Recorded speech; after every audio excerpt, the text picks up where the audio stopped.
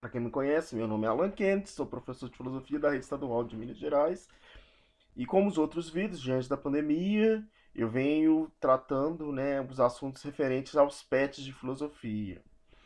Peço desculpa de vocês antemão, porque semana passada eu acabei não conseguindo gravar, então esse vídeo está atrasado uma semana.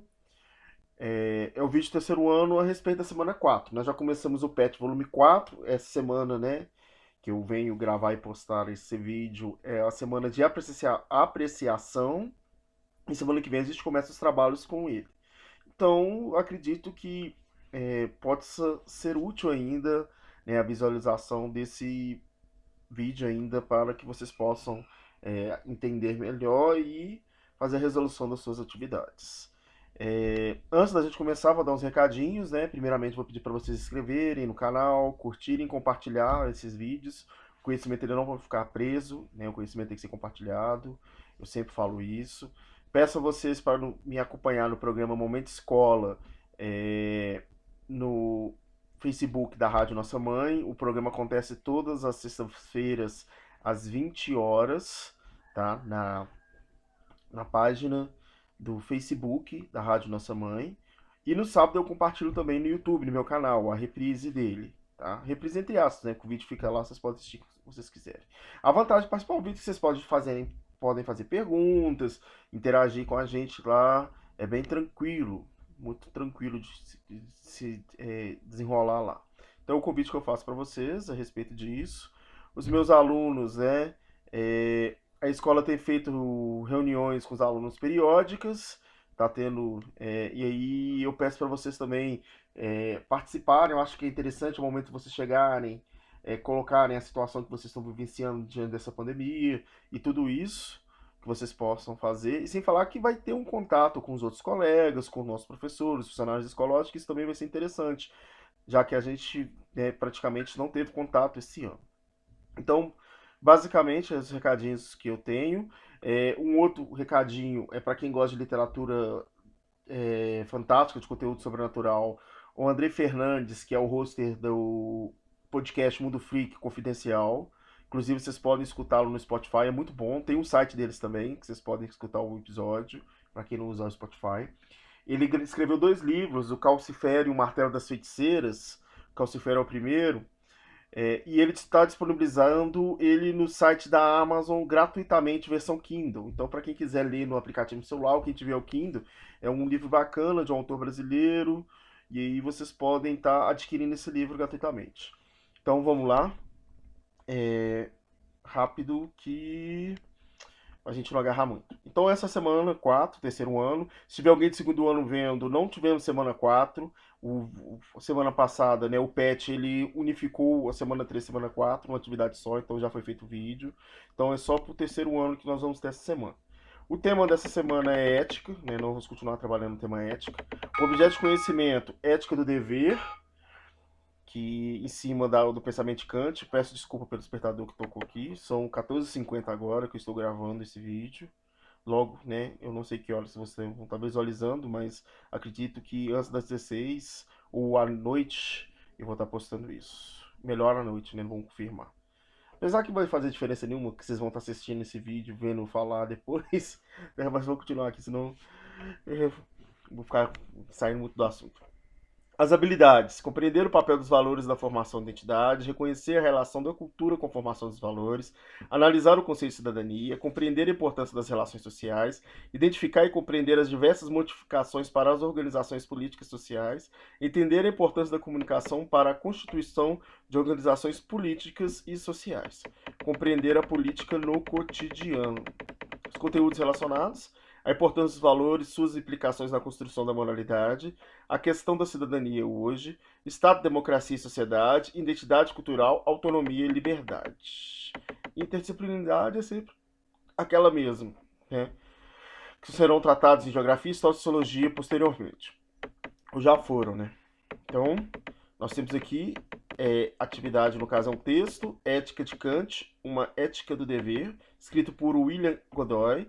E aí ele começa falando que Immanuel Kant foi um filósofo de 1724 a 1804, né? Foi um dos filósofos, ele pertence aos grandes filósofos, podemos dizer, né? Ele é o cânon, ele é um divisor de águas, ele vai estar ali mais ou menos no início da Idade Moderna, né? Período do Iluminismo, Revolução Francesa. Então ele vai ser um dos primeiros pensadores que vai começar realmente a romper com o pensamento religioso e criar um pensamento sistemático. Não que ele não tinha fé, concepção, porque essa coisa, né, que as pessoas têm que o filósofo, do filósofo ateu, é uma coisa dentro da história da filosofia muito recente, tá? Pelo menos se assumir como ateu, né? É uma coisa que vai vir, inclusive, pós-advento da ciência moderna, pós-positivismo, porque os filósofos eles tinham uma relação religiosa muito grande, né? A igreja, ela organizava a sociedade de modo geral. Mas ele vai estar ali nesse período, início da modernidade, fazer essa divisão de águas, essa valorização da razão, resgate aos ideais gregos, etc. Tá? Aí eu tô com a fotinha dele aqui. Esse aqui é o Immanuel Kant, passando a setinha do mouse aí para vocês verem. Tá? Aqui ele tá novinho, bacana, cidadão da Prússia. Meu professor falava que ele se atrasou 2 vezes só na vida dele, nunca saiu da cidade e dava aula na universidade lá da Prússia.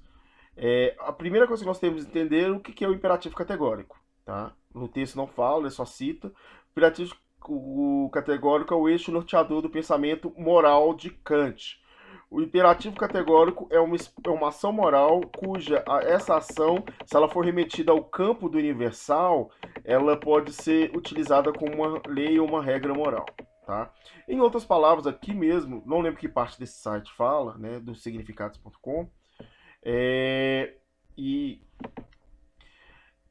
basicamente não faça com os outros que você não queira que faça com você. Né? Então toda a sua ação ela tem que ser pensada no seguinte: se eu agir dessa forma, outras pessoas agissem dessa forma, teria algum problema? Se gerar qualquer tipo de problema, ela não pode ser um imperativo categórico. Ela não pode ser uma ação moral. Então a primeira coisa que nós temos que entender é isso. Segundo, ele vai fazer a distinção entre inclinação e dever, tá? A inclinação é quando você age de acordo com seus desejos, com seus sentimentos. E o dever é quando você age pautado na razão, tentando cumprir essa regra moral, tá? A partir de seus ensinamentos. Então ele vai fazer essa crítica não, essa análise, e aí ele vai dar um exemplo, tá? De uma pessoa, cadê? Eu esqueci de marcar essa parte. Aqui, ó. A questão da compaixão, né? Você vê uma pessoa doente na calçada, passando mal. Se você sente compaixão pela pessoa, e você entra em contato e tenta resgatá-la, né, solicitando um serviço de emergência, isso pode ser, né, segundo William Godoy, fazendo a leitura do pensamento de Kant, isso, segundo ele, né, para Kant é agir por inclinação. Agora, se você não sentiu nenhuma compaixão, nenhuma empatia pela pessoa, mesmo assim fez, né, ligou para emergência, porque você entende que aquilo ali é correto, você agiu conforme com base na razão. Então você agiu conforme o dever moral. Não é que Kant está criticando agir de acordo com sentimentos. Não tem problema algum você agir ter sentimento pelas coisas. Mas ele fala que a razão ela tem que ser predominante. A razão, você tem que fazer as coisas porque elas devem ser feitas e não porque você sente ali compaixão, tristeza, alguma coisa. Resumidamente, o texto fala sobre isso, é um texto pequeno, tá? Eu fiz uma forma bem sintética, também para não estender muito, mas vamos lá falar sobre as questões, né, o exercício. Aí a primeira questão é do Enem de 2017. Uma pessoa vê-se forçada pela necessidade a pedir dinheiro emprestado.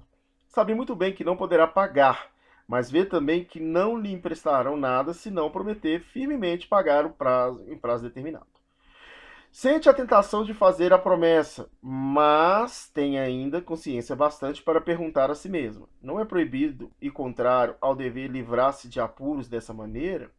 Admitindo que se decida a fazê-lo, a sua máxima de ação seria: quando julgo estar em apuros de dinheiro, vou pedir-lhe emprestado e prometo pagá-lo, embora saiba que tal fato nunca sucederá.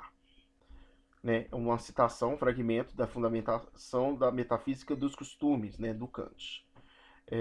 E aí, de acordo com a moral kantiana, a falsa promessa, né, entre aspas, representado no texto, representa o quê? Eu marquei aqui a opção C. Opõe-se ao princípio de que toda ação do homem possa valer como uma norma universal. Essa ação aqui, ela não pode ser entendida como ação moral, né?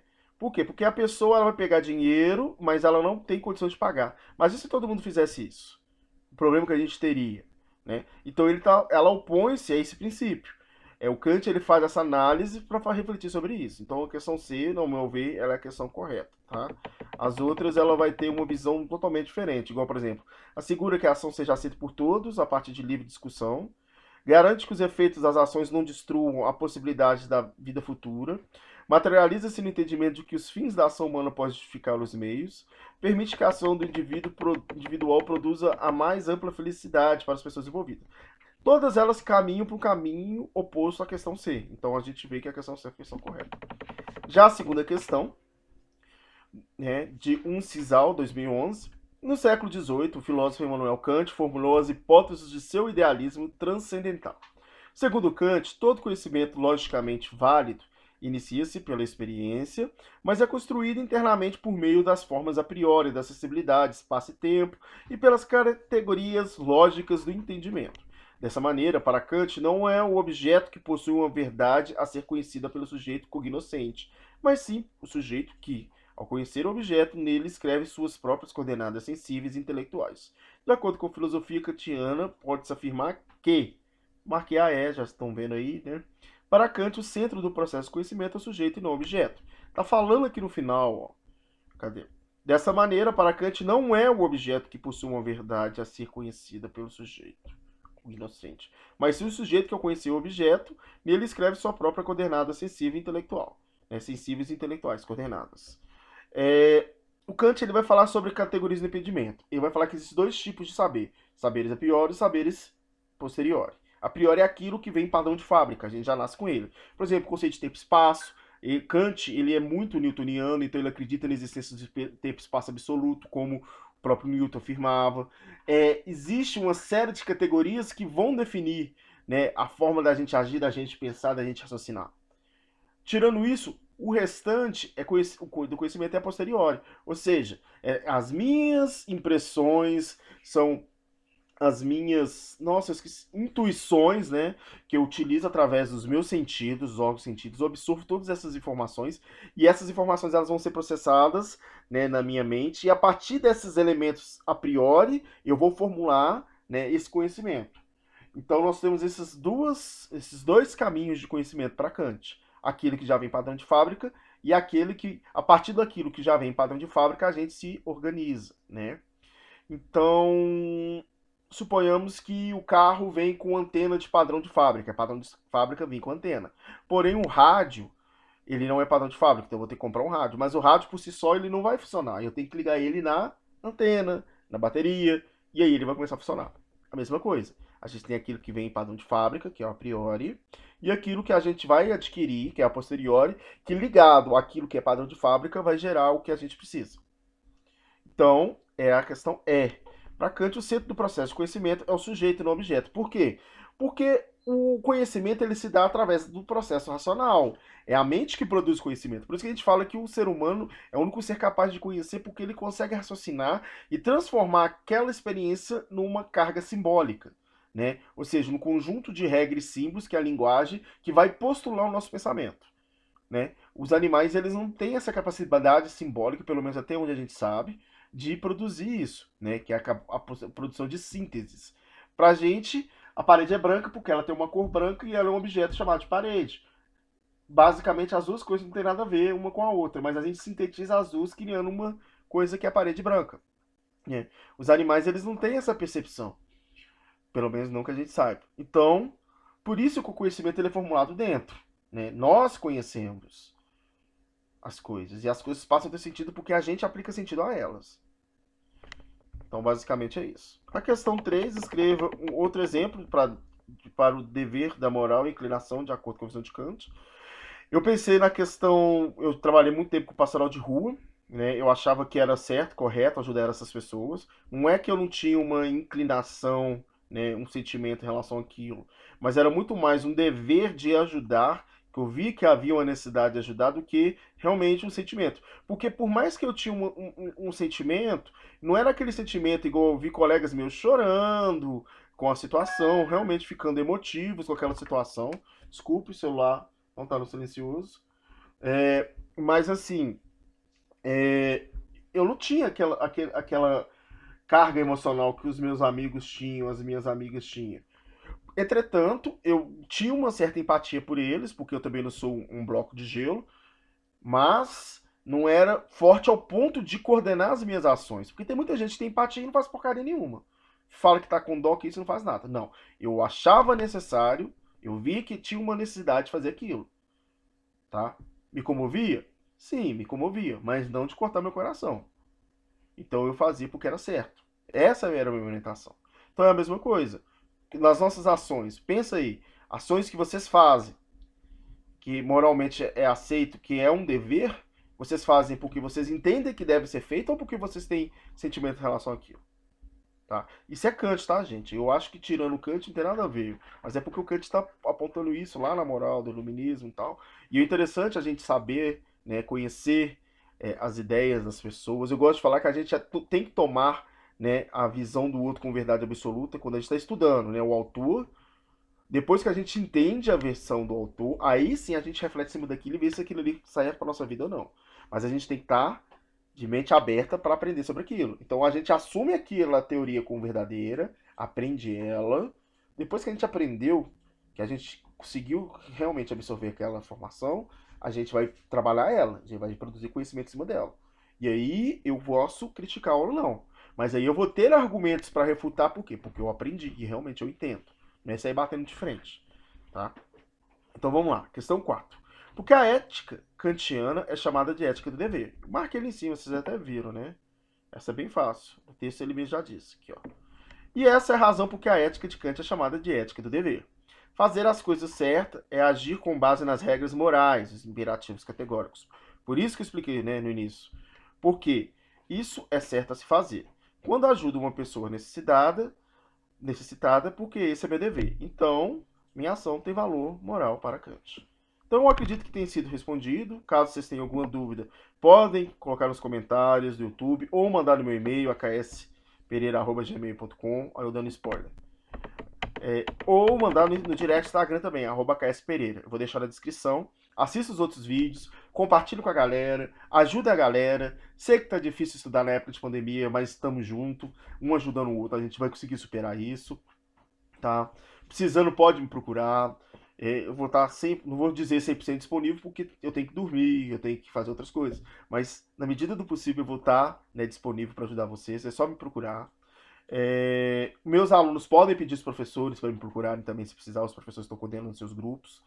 Então, assim, tudo que eu puder fazer, eu vou fazer para ajudar vocês. A gente está junto nessa, tá? Eu também estou estudando, estou fazendo curso, estou fazendo disciplina no Cefet, estou mexendo com as coisas da escola, então eu sei que realmente é difícil, mas a gente dá conta, é só a gente se esforçar, se empenhar que a gente consegue. E aí a gente tem que pedir ajuda ao outro pra gente, né, ninguém larga a mão de ninguém, tá? Ninguém solta a mão de ninguém.